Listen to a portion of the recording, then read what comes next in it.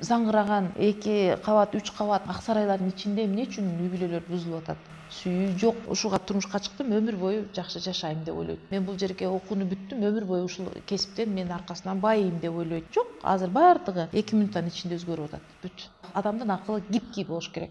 Икемдүү, тез өзгөрүп туруш керек. Жөө жүрсе жөө жүрө калыш керек, атка минсе атка мине калыш керек. Азыркы адам, мурда туулгандар буга ылайыксыз болуп атат. 2000 жылдан беркисиле ылайыктуу. 2000 деген доордогулар да. 1999га чейинкисинин баары проблема атат да эмечи.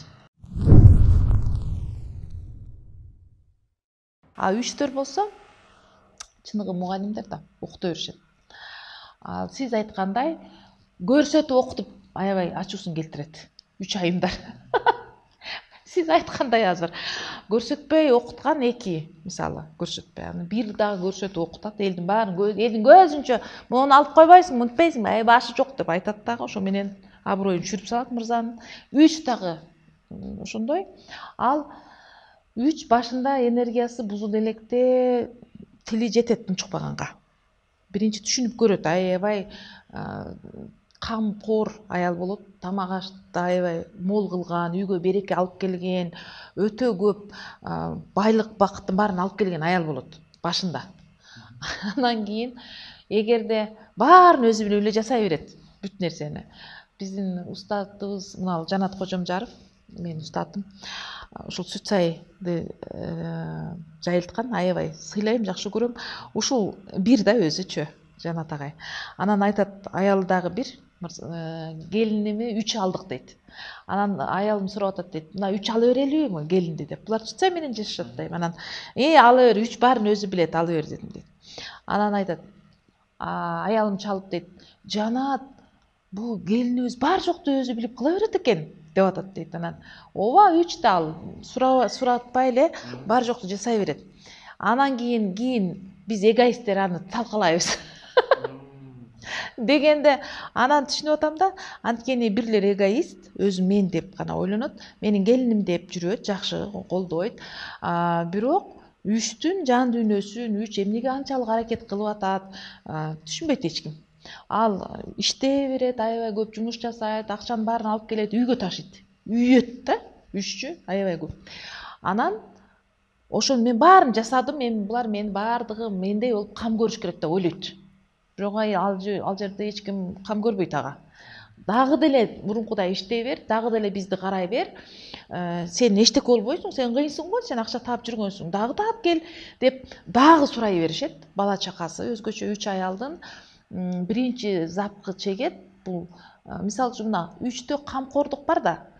3 аялга кыйын, 3 мырзага жакшы.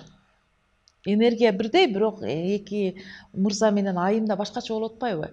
3 мырза эң мыкты мырза. Ааламда жок андай мырза. Анткени алар бардык үйдү толтурат. Айымга эң жакшы шарттуу 3 гана түзөт. Бүт нерсени. Сыртка алып чыкпайт, бейчеги ичпейт, чекпейт, жаман жолго түшпөйт, сызыктан чыкпайт, честно жүрөт, так сүйлөйт. 3түн напсиси мен эң жакшы күйөө болом, мен эң жакшы аял болом деп ойлонуп алат да. Эң жакшы адам жок. Себеби башка эге башка жакты карап турат. Алар жакшы аял болсо колдоно берет, жакшы мырза болсо колдоно берет.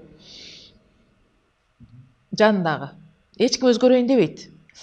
Ал күтө берет. Бул дагы качан мага ушундай кам көрөт экен. Мендей болуп, мен кам көрүп атам, бул өзү билиш керек деп ойлойт. Өзү эч ким билбейт. Ошондо ал сына баштайт дагы, 3 мырза дагы бузулат. Аябагандай катал, категоричный, принципиальный болуп чыгат. Көп сүйлөйт, такыр токтобой калат. Мээсин кагып алып башкара баштайт да.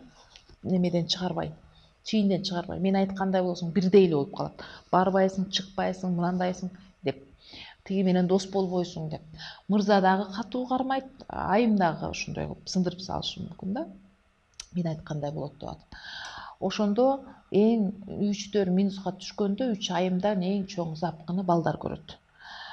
Балдарды жумуш кылдырбай эле өтө жакшы багып коет 3төр. Анткени акчаны оңой табат 3төр, өтө акылдуу болгондуктан. Балдарына өтө кымбат буюмдарды берет. Арзан нерселерди эмес, сапаттуу, кымбат. 3төрдүн эң көп досу болот, таанышы эң көп болот. Ошондуктан анын колу узун болот дагы, мектептин директору менен да сүйлөшүп коет, бүт жерден бүтпөгөн жерлерди бүтүрө берет дагы, бала үйрөнүп эч нерсе жасабай коет. Мен апам кыйын, апам бар жокту бүтүрөт деп. Анан күйөөсү да жатып алат жөн эле иш кылбай. Аялы кыйын, даяр бар жок ишти бүтүрө берет да. Ошо менен өспөй калат анын жанындагылар. Көрдүңүзбү? Биз камкордук жакшы деп ойлойбуз го. Камкордук кайра адамды өстүрбөй атат. Жалкоолук алып келип атат.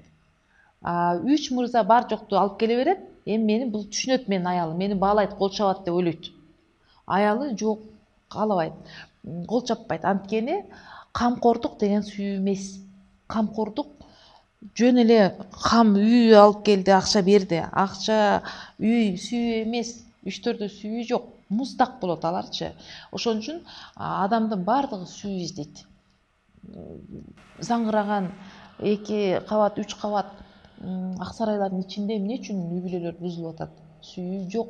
Ошол чоң үйдүн салгандар баары бирлер менен үчтөр чоң салып эле бактылуу болом деп ойлой беришет. Бул напсисин тойгузбой эле кете берет да адам. Напсисине жеткенде артында эчтеке жок, пустота болуп калат дагы, анан сына баштайт артына. Катуу оорулар ошондо башталат, сынып кетишет да. Ошон үчүн ар ким өзүнүн напсисин тойгузбастан билим алса, анан сүйүүсүн табат, бар жоон кармайт. Эгерде биринчи сүйүүсүнө жетсе, баары кармай албайт, анткени билим жок. Эки эле нерсени издейт бардык адам. Сүйүүнү, билимди. Билимдүү адам гана бардык нерсесин сактап калат. Жараткандан келген ырыскысын, сүйүүсүн, үй бүлөсүн бардыгын. Билими жок адамдар сүйүүсүн тапса, ал бир аз убакыттан колдон учуруп алат. Мамиле түзүштү билбейт да. Кандай ал башка табияттагы адам, анын энергиясы кандай агат, кандай иштейт, эмне жагат, эмне жакпайт эч ким изилдебейт. Дайым эле башында сүйүшкөндө жүрөм деп ойлойт. Башында сүйгөн бул иллюзия. Ал сүйүү эмес, ал эмоция эле. Жаштар сүйүшүп калышат го. Бул эмоция эле. Анын арты аябай өкүнүчтүү болуп калышы мүмкүн. Ата-энесине баш бербей сүйүп аттым деген бул эмоция эле. Баары эмоция сыноодон өтө албай атпайбы? Мына адамзатка болгон сүйүү, жашоого болгон махабат, тирүүлүккө болгон махабат ушул сактайт адамдычы. Жек көрүү ошол адамдын акылынан келип чыгат, иллюзиясынан, элестен. Мен ушуга турмушка чыктым, өмүр бою жакшы жашайм деп ойлойт. Мен бул жерге окууну бүттүм, өмүр бою ушул кесиптен мен аркасынан байыйм деп ойлойт. Жок, азыр баардыгы 2 мүнөттүн ичинде өзгөрүп атат. Бүт. Азыр адамдын акылы гибкий болуш керек.